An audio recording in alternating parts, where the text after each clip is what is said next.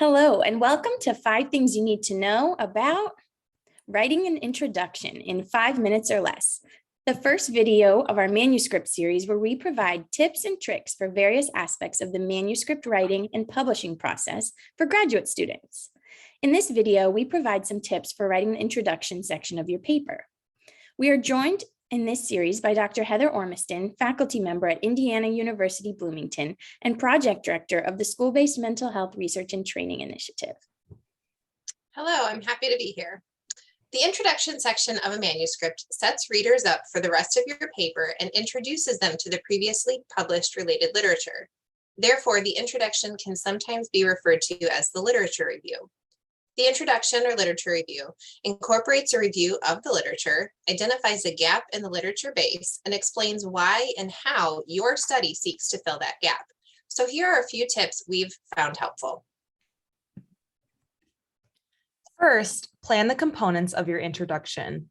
The introduction lays the foundation for the methods and results and is connected to the discussion of the paper. Thus, it is important you plan the necessary components of your introduction so you can be sure you address key terms, studies, methods, and such that will be referenced later in the paper. We recommend starting with an outline that includes topical headings and subheadings so you can ensure you address everything you deem relevant.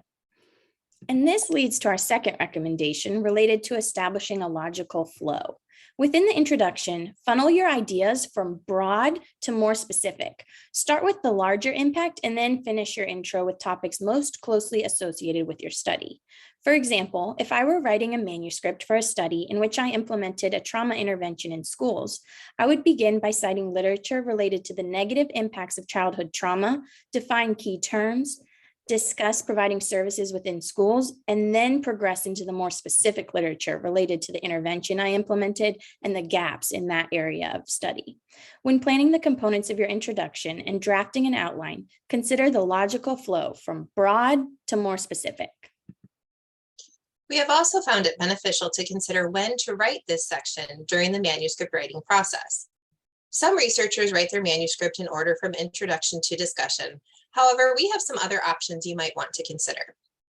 It can be helpful to write the introduction first before other sections of the paper.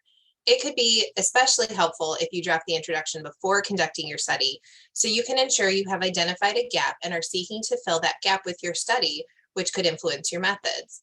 It is also helpful to review the literature before conducting your own study, and in some cases, we have drafted the introduction of the paper before conducting the study itself. In other cases, we have drafted an outline for the introduction, but progressed into writing the methods, results, and discussion sections prior to writing the introduction. This helps ensure that the introduction really does set readers up for the rest of the paper. It can be difficult to do that from the outset if you don't know the direction your results and discussion will take you. A third option, and the one that we most often utilize, is to draft the introduction prior to writing the remaining sections with the knowledge that we will need to rewrite parts of the intro once we have completed the discussion section. We come to this section with the awareness that we will likely need to rework it at the end to ensure everything aligns. This option is helpful in bringing each section of the paper together. It can be helpful in writing the discussion because sometimes we take parts from our first draft of the intro and use it in the discussion section, or sometimes vice versa. By having a draft intro with the expectation that parts will need to be rewritten, we can work toward a more complete draft and identify what is missing from the intro without thinking we have a complete draft once we get to the end of writing the discussion. As we mentioned earlier, within your intro, you must follow a logical flow that incorporates your rationale and study purpose. In the intro, you must identify why your study is important. You can consider current gaps in the literature and how you will fill them. Ask yourself, what is the purpose of my research? How will research and practice benefit this work? Use these guiding questions to identify your rationale and study purpose towards the end of your introduction. Finally, conclude the introduction with your research questions and hypotheses. After you have described the current literature and established your rationale and study purpose, it is time to clearly outline what you expect readers can gain from reading your paper. Write out all of your research questions and/or hypotheses to clarify the aims of the paper. This will be the last section in the introduction before transitioning into the methods section. And this sets you up well for discussing how you conducted the research that can answer your research questions. Thank you for tuning in to 5 things you need to know about writing an introduction in 5 minutes or less. Please subscribe and be on the lookout for our next video, 5 things you need to know about writing the methods section.